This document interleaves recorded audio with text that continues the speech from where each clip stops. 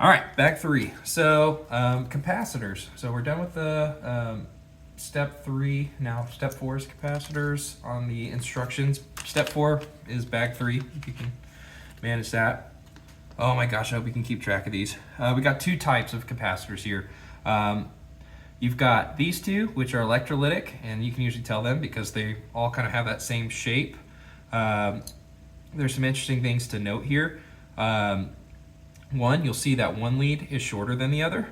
So that kind of tells you some information. You also usually will see like kind of a stripe or some dashes or something like that on one side. That's because these are polarized, and what that means is when you slot these in the circuit, it matters whether they're facing one direction or the other. And so if you're following the guide here, the first thing we'll have you do is to put this little red WIMA capacitor, WIMA, W-I-M-A, I don't know how you say it. There's only one, so not much to know here.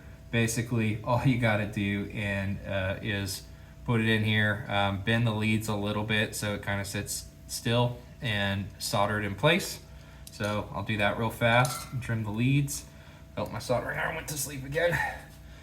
And then while that's heating up, I'll show you these. So these are polarized, and what this the way you kind of read these is where the stripe is or where the shorter lead is. That's your like minus side of the capacitor. So this is your positive lead, this is your minus. So you can say this is shorter, this is less than, it's minus. I don't know how you want to think about that. But if for some reason you've clipped the leads, you don't have the leads to go off of, you can go with this stripe. And you see they've got a little minus sign in there, so it just kind of helps. But sometimes they don't, it's not super clear. There's usually some designator somewhere on the capacitor, and unless I've never seen one where it's impossible to judge, but just something to take note of. And whenever you see a electrolytic capacitor like that, you can just pretty much expect that the orientation matters. Just go ahead and assume it does, and pay attention to the instructions. So if you look at the PCB, they actually have an indicator here. They changed the shape of the pads. There's a square, and then there's also a little positive sign, a little plus sign on either end. So if we treat this is the negative edge, right? I can slot that in the not positive one and put that in place, and I just kind of like to push it firm against the board with my thumb, and then I just come over here and lightly bend these leads over. If you can bend them as close to the board as possible, that will help them not rock around as much and make sure you end up flush with the board. So anyways, I'm gonna get those in place and then solder them in. All right, I got those capacitors populated. There's a really nice shot in the instructions showing the orientation of the capacitors. So I just wanted to tell you like a few things to look for if you don't have as nice a kit as this. Again, the instructions are so great in these that even a dummy like me can repeatably do it.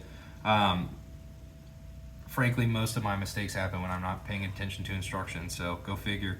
One thing I do want to bring up real fast before we move on to the transformer. Resistors, if you're not used to soldering, right, resistors are a lot more forgiving components in the sense like they're designed to dissipate heat. I mean, that's how they, that's really how they dissipate voltage. Their resistance is essentially, it's a heat thing, right? So they're designed to get hot and within reason, and that's how they, I should say, dissipate power. Now, capacitors, they are obviously rated for a certain voltage and probably a certain power to some extent, and definitely a temperature. They say 105 C. What I want to tell you is when you get into capacitors, and then even more so like semiconductors, you do want to pay attention to how long you're holding the soldering iron, and you don't want to just needlessly heat up these components. Like for instance, these WIMA capacitors have this really nice kind of plastic thing.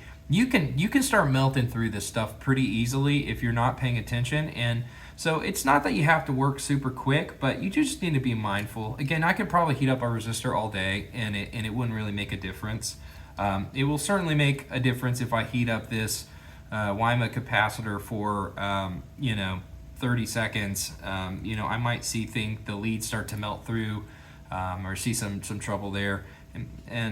So, you know, something to keep in mind. It's not necessarily that you're going to destroy the component. This is another one, actually. I didn't mention this when we did it, but the connector, you actually have to be careful with these too, because if you really heat these up, that plastic can start to kind of melt, and you'll have the pin kind of shifting around or moving up and down. And I've definitely done that before with some other kind of components like these. So just something to pay attention to.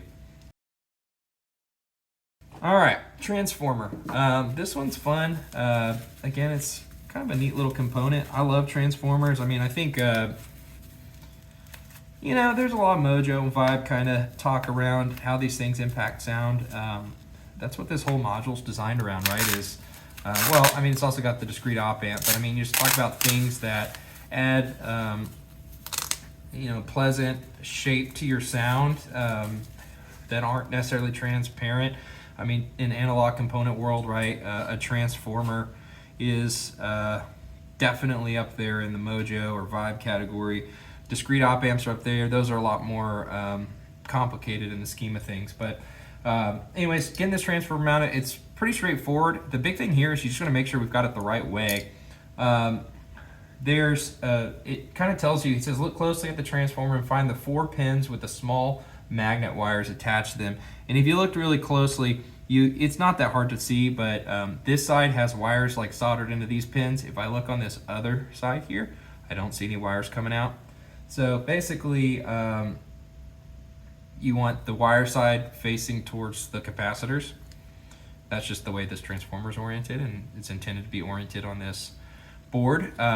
This is another thing where we're going to set it down, flip it over, and kind of try to solder.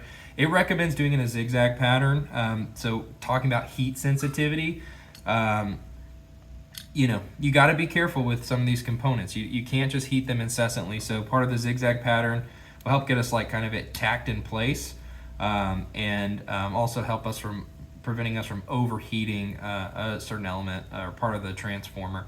So what I'm going to do is I like to set it down flat, and then I like to just put some pressure kind of dead center over the transformer here, so it's, you know, not wobbling and the transformer's flush to the board and it feels steady. And I'm just going to come in here, again, make sure my soldering iron, well, it's asleep. It's one thing I don't like about this welder. It really goes to sleep quickly. I know I can change the settings, but I mean, it's a little annoying. Anyways, while it's heating up, and you know, you start to see it starts to melt solder. It heats up really quick, but okay, cool. Melt and solder. Give it a second to kind of get up a little bit more. But the idea here is I'm going to move pretty quickly. Again, I'm not trying to reduce the quality of my soldering joints. I'm just going to be efficient. So the idea here is I'm going to get a feel for it, right? We've been soldering other components here, so I'm just going to plop it down, solder, flow it just enough. Okay, I see that it's flowed. I'm not trying to force a ton of solder down in there. Make it simple. And now that one's tacked in place, the whole transformer is kind of more easily or solidly mounted to the board. So I like to just come over to this other corner, put a little bit of pressure down as I'm going. Let's see if I can do a better job here. Boom. And it's flooded pretty good. That one's actually a little bit light. I don't like how it turned out, so I'm gonna just give it a second, heat it back up, add a little bit more solder. That's how I want it to look. So I'm gonna go ahead and do this all, I guess, 10 pins, and go from there. So again, they say move in a zigzag pattern. I'm just gonna kind of try to follow that. Let's see how it goes. Boom.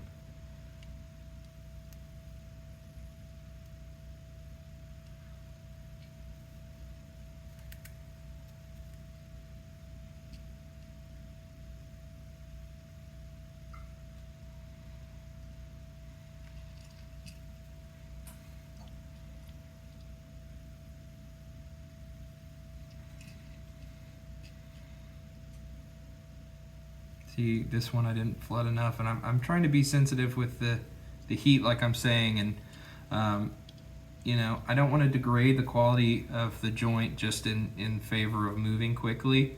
So I will tell you that what I'll do here is I'll go in favor of a light dusting of solder, you know, just try to get it to flow really quickly and in place. And then if I feel like the joint looks light, then I'll come in and just reflow a little bit more solder onto it.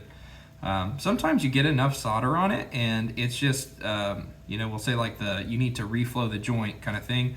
All we're looking to do here is just get the stuff liquid again and let it flow in place. It's kind of that capillary action thing. So since I was going pretty light, and I'm just looking for some spots where maybe I could have put a little bit more. This is a heavier component too, so this does put I mean, it's not like you're picking it up and slinging it around, but I mean, you do want to make sure that this is soldered well into place, because when you just talk about things that might get moved around, the parts that have a lot of weight or have more weight to them are going to be more problematic than the ones that are lighter.